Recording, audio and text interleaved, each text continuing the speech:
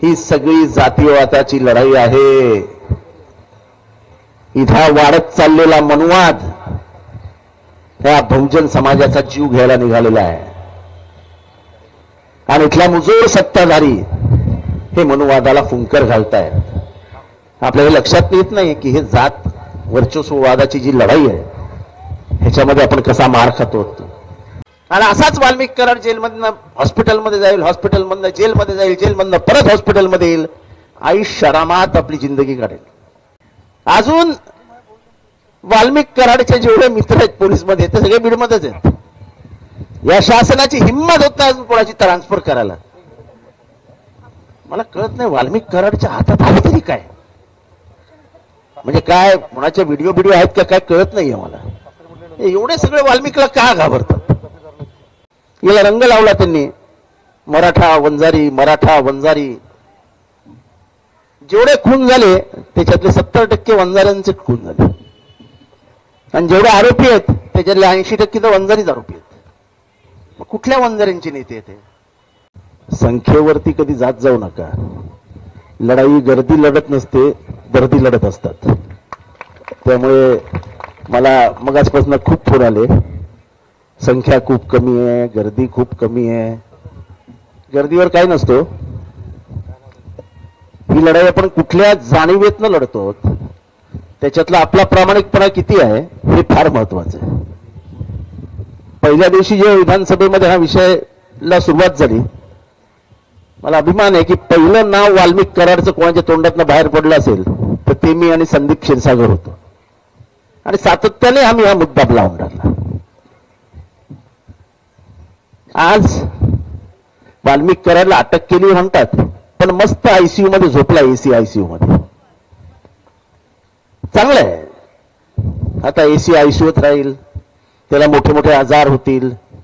अख्खा आयसीयू खाली केलंय। बीडच्या कुठल्या शासकीय रुग्णालयातलं अख्खा आयसीयू खाली केले।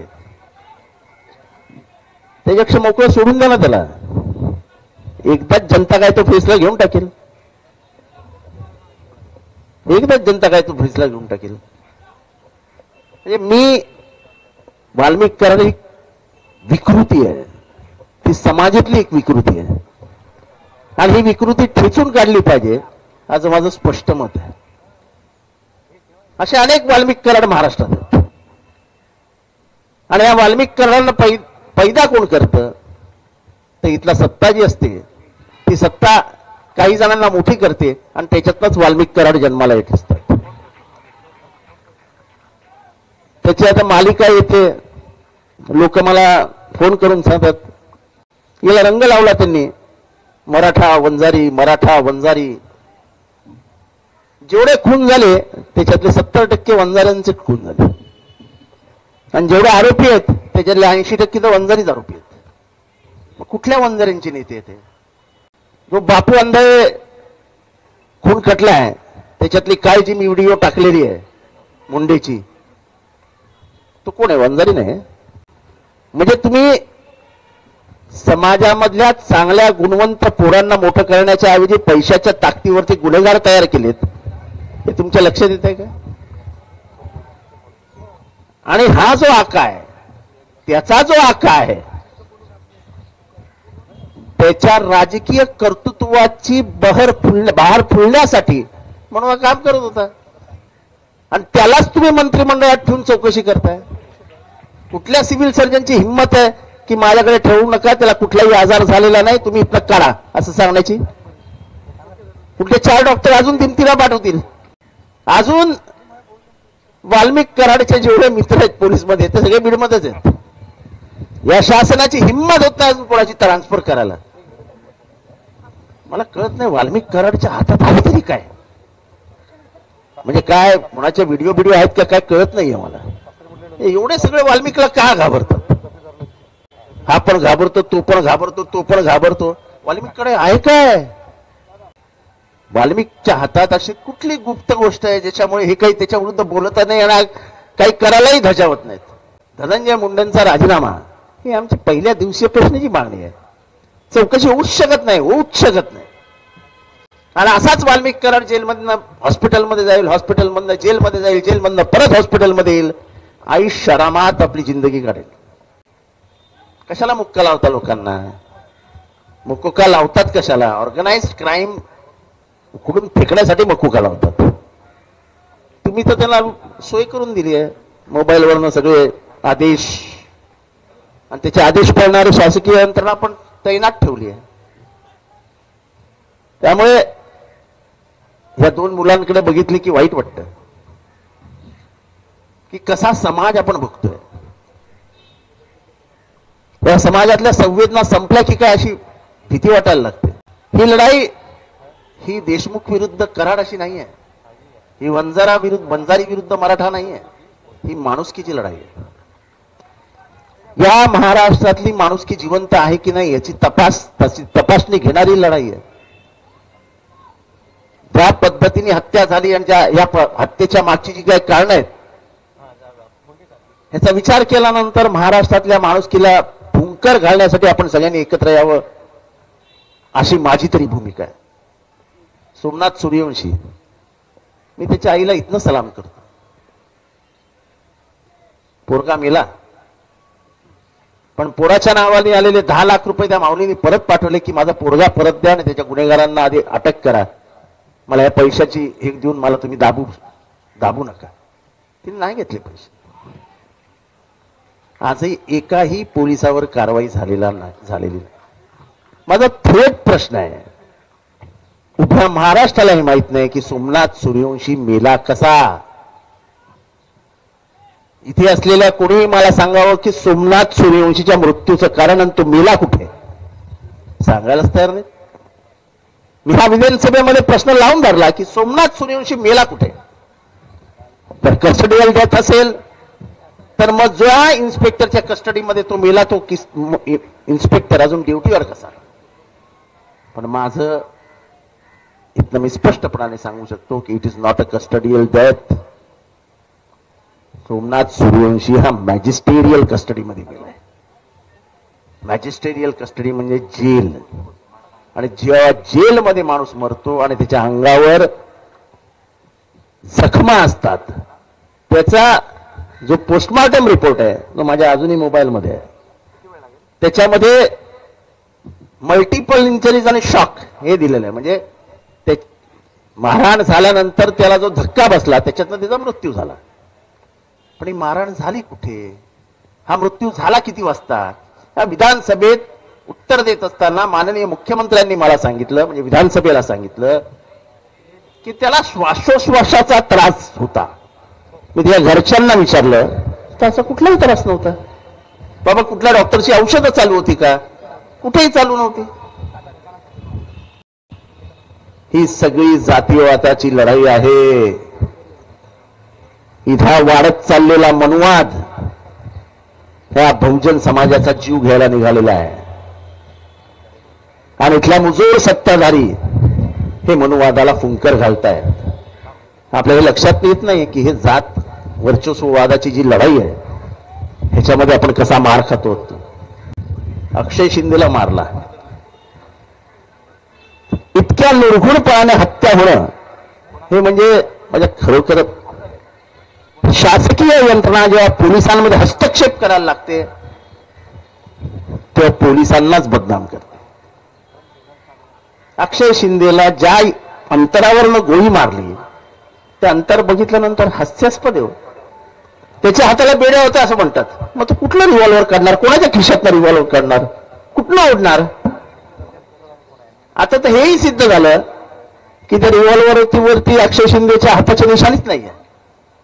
लोक का बोलायला घाबरतात माहितीये की नको नको समाज आपल्या अंगावर येईल, गंगा बलात्काराचं प्रकरण आहे. अरे अक्षय शिंदेने तो बलात्कारच केला नाही, केलेल्यांना सोडवण्यासाठी म्हणून अक्षय शिंदेची हत्या झाली. केलेले कोण होते? जे मी जात वर्चस्ववादाची लढाई बोलतोय, केलेले कोण होते? अचानक अक्षय शिंदे मिळाल्यानंतर ते कसे काय हजर होतात? ह्याच्यातला सर्वात मोठी गोष्ट असते की माणसाची मेमरी शॉर्ट आहे, ते लवकर विसरून जातील. या एकाच गेम वरती गव्हर्नमेंट खेळत असतं. त्याला जिथे मारला तो मतदारसंघ माझा आहे, त्याला जिथे मारला त्याच्या बाजूला एक चहावाला उभा होता. त्या चहावाल्याने व्यवस्थित मला सांगितलं लगेच फोन करून की साहेब अभी इधर कुछ तो भी लफड़ा होगा, फायरिंग का आवाज आहे. आणि नंतर मग अक्षय शिंदेचं दुपारपर्यंत सगळं ओपन झालं. आता प्रश्न हा आहे की अक्षय शिंदेच्या ज्यांनी गोळ्या मारल्या त्यांच्यावर गुन्हा दाखल करा की तुम्ही कारवाई करा योग्य असेल ती, असं कोर्टाने सांगितलं की हे खोटं आहे. त्याची हत्याच झाली, हा मर्डर आहे आणि हा काही एन्काउंटर वगैरे काय नाही असं. म्हणजे पहिल्याच दिवशी पृथ्वीराज चव्हाण नावाचे जज होते, त्यांनी कोर्टातच विचारलं की हे काय कसं काय होऊ शकतंय, कारण का त्यांनी हायकोर्टाने ही केस सुमोटो उचलली, स्वतःहून स्वतःच्या कार्यक्षेत्रात घेतली. आता प्रश्न हा आहे अजूनपर्यंत गुन्हा दाखल झालेला नाही अक्षय शिंदेच्या प्रकरणात. संजय शिंदे सारखा ज्येष्ठ पोलीस अधिकारी एखाद्या पोलीस व्हॅनमध्ये बसून जातो. आता हे ज्यांना पोलीस माहित नाहीत किंवा पोलीस यंत्रणा कशी फिरते माहित नाही त्यांच्यासाठी ठीक आहे. आम्ही एवढ्यापासून पोलीस बघतो आणि एवढ्यापासून मुंबईचा गँगवॉर बघतो. मुंबईची पोलीस काय करू शकतात हे दाऊदला सर्वात जास्त माहिती आहे आणि म्हणूनच तर आज दुबईमध्ये बसला असता. त्याला माहिती होतं की मुंबईची पोलीस हीच खरी भाई आहे.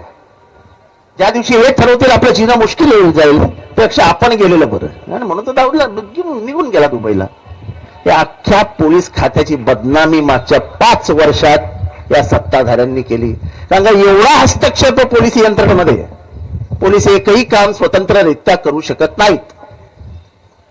खोटे गुन्हे दाखल करा, खऱ्या गुन्ह्यांचा तपासच करू नका, करायचा असेल तर तुमची बदली होईल. मी उदाहरण देतो. आमच्या इथे एक मर्डर झाला, एक इमानदार इन्स्पेक्टर होता नितीन ठाकरे. तो त्या मर्डरचा मागोवा घेत आरोपीपर्यंत पोहोचला. आरोपीला रात्री अटक करणार हे बाहेर समजलं. त्या इन्स्पेक्टरला आई बहिणीवरनं मंत्रिमंडळातल्या मंत्र्यांनी शिव्या घातल्या 2, आणि दुसऱ्या दिवशी सकाळी त्या इन्स्पेक्टरची बदली झाली.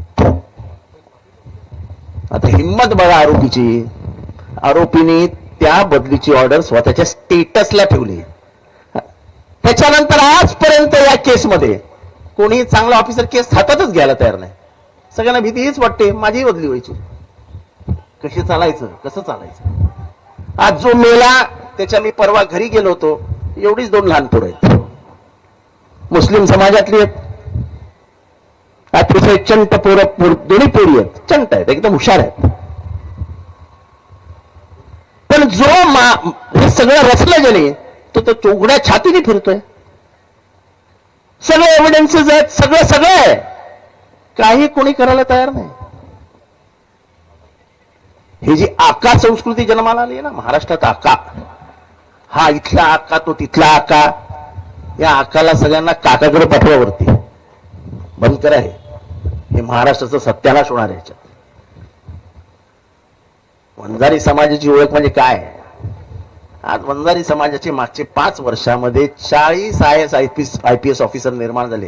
ही वंजारी समाजाची ओळख आहे. आमचे सगळे नातेवाईक, माझे आजोबा, हे सगळे बॉम्बे सेंट्रलवरती हमाली करायचे. आजही तुम्ही लोक कधी बॉम्बे सेंट्रलला गेलात तर मुंबई सेंट्रलवरचे 70 ते 80% हमाल हे वंजारी समाजाचे, कष्टकरी समाज आहे.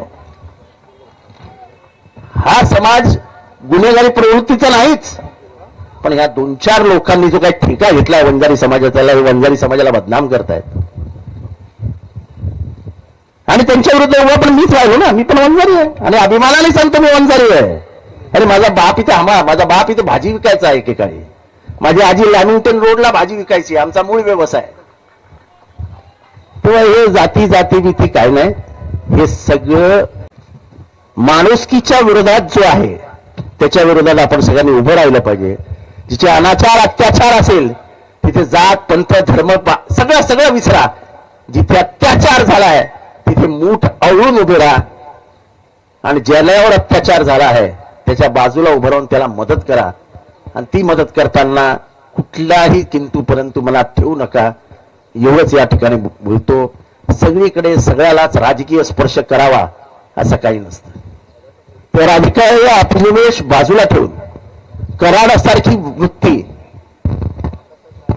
सोमनाथ सूर्यवंशीला मारणारी पोलिसी वृत्ती, या दोघांविरुद्धही आपण एकत्रित लढलं पाहिजे.